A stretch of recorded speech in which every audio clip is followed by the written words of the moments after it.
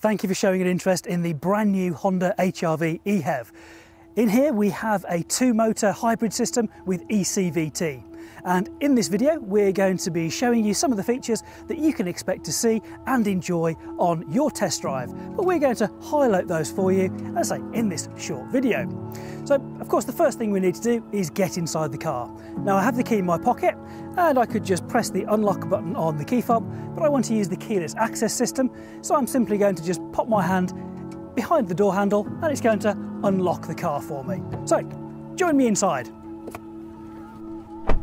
Okay, now we're inside the vehicle. We get welcomed by the Honda badge on the meters in front of us and the little welcome chime there as well. But of course, before we drive off, we need to make sure we have our seat belts and mirrors all set up for us. So seat height adjustment and the recline levers are just by my right hand, so I think that feels about correct. And that feels good to me.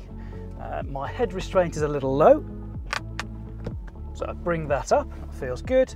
And now the steering wheel, so I'll just bring that a little closer to me, and that feels good as well.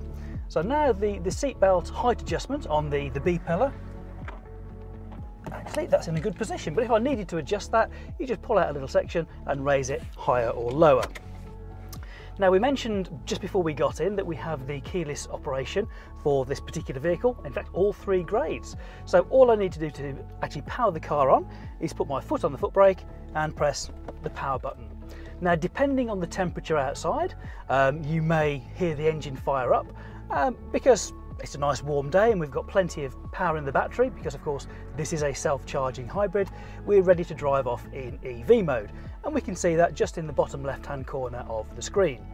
Now the shift lever to get us going is very traditional if you've ever driven an automatic styled car before. So we have park, which is of course where the vehicle will have been left, through reverse, neutral and D for drive, which is where we're going to start off. We're going to come back to the B mode a little later on. Now parking brake, of course we need to take our parking brake off to set off, and there are a couple of ways we can do that. Because my seat belt's on, I can just put my foot on the accelerator and it will release for me. But we have a great little feature on there called brake hold, and I'm going to press that to turn that on, and now this will stay on and remember my setting as well, so that it will release the brake for me, but also when I come to a stop it will hold the pressure on the brakes for me, so I don't need to apply my parking brake in traffic jams. So next thing is get our mirrors good. So our frameless mirror up here for increased visibility, that's good there, and my side mirrors, let's get those all nicely angled, and just over on the passenger side as well. So I think we're good to go. So we're in D, let's head off.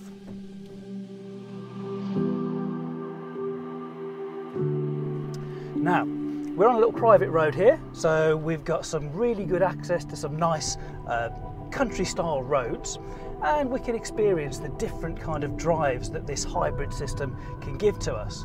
So remember, we've got EV mode where we can actually be in purely EV with no tailpipe emissions whatsoever.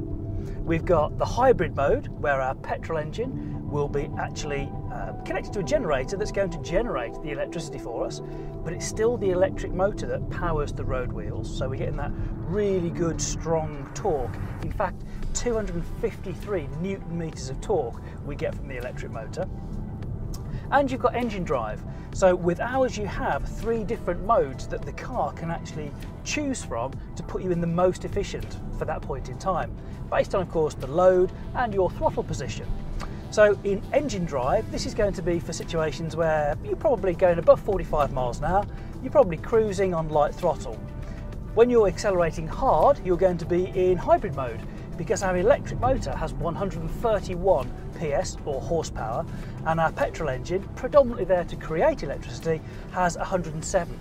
So we use a nicely powered petrol engine to actually generate electricity to power an even more powerful electric motor. And of course, as we said, 253 Newton meters of torque.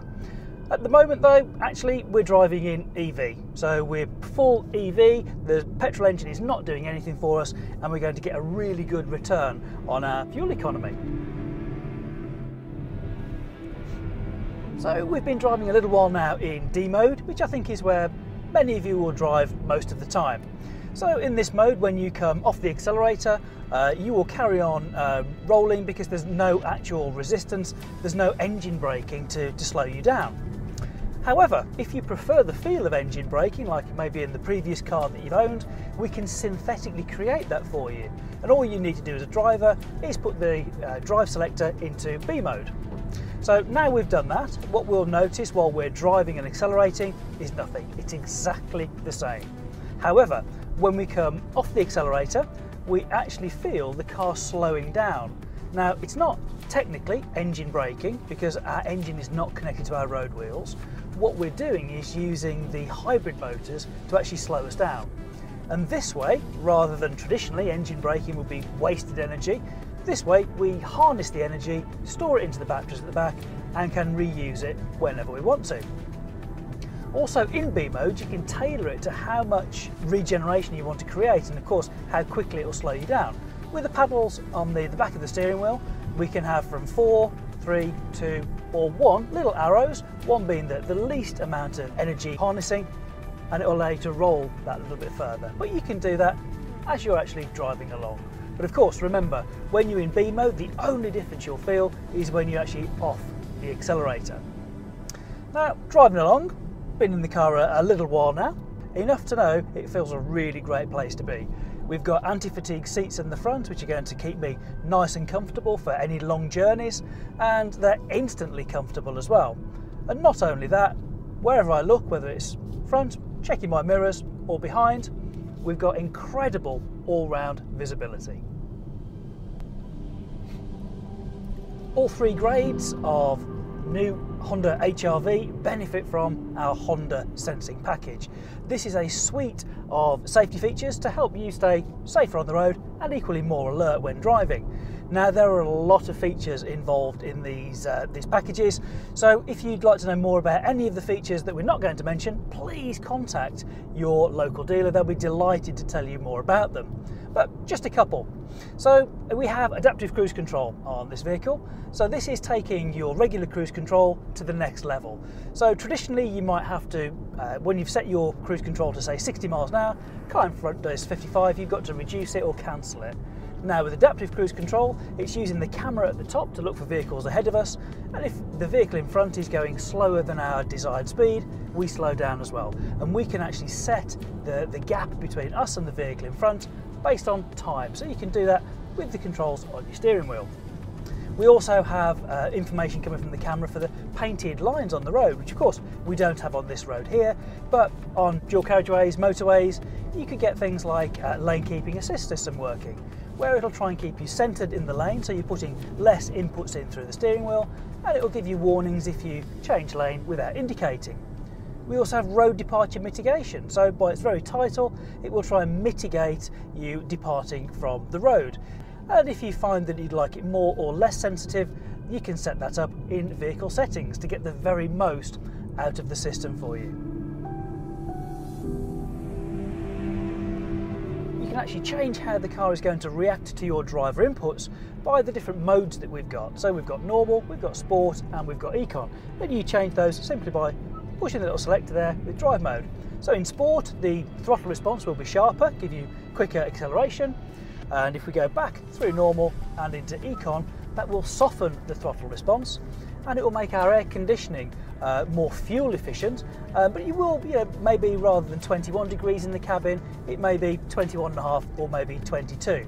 So you can trade off between temperature efficiency or efficiency from a consumption of power point of view. I quite like it in the normal mode, which I think is probably where most people will leave that. While we're looking at the dials, you can actually see at the moment we're in the power flow, and we've gone from EV mode to hybrid, and if we get a little bit faster, we can see it go into engine mode, so we get the little cog on there. If we wanted to change and we go to the power charge mode, you get this nice big clear dial, and when we start braking lightly, you'll see it goes into the charge, into the green, because we're putting energy into the battery at the back. And as we accelerate, you'll see the needle goes more into the blue because we're actually consuming some energy and accelerating. There are a number of different screens you can go through there, and I'm sure you'll find the one that's perfect for you. So we're coming to the end of our drive now, so I think it's a good opportunity to actually try out that rear view camera. So we'll just pull along here, we'll select reverse, and the screen on our infotainment system will go into the rear view camera. And because I've got it set up to have the guidance lines that are also dynamic, as we turn the wheel we can actually see where we're going to be ending up in between these two Hondas. Beautiful. So nicely parked, we have our rear view camera, we're in between two great Hondas, and we've had a lovely drive. So I hope you've enjoyed that as well. And just a few final words.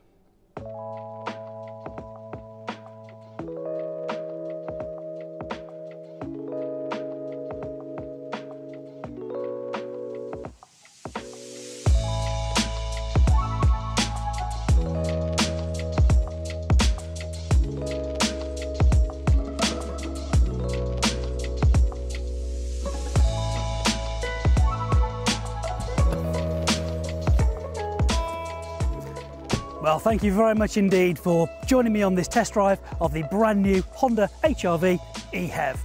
This is an incredibly important vehicle for us because our goal is to have our mainstream vehicles electrified by 2022, and this is taking us that step closer. So we hope you found this video both informative and interesting, and maybe it's raised a few questions, or maybe you'd actually like to book your own test drive. In either of those cases, please feel free to contact your local dealer. They'll be delighted to answer any questions you have, or indeed book you in for your very own test drive. So thank you very much for watching, and take care.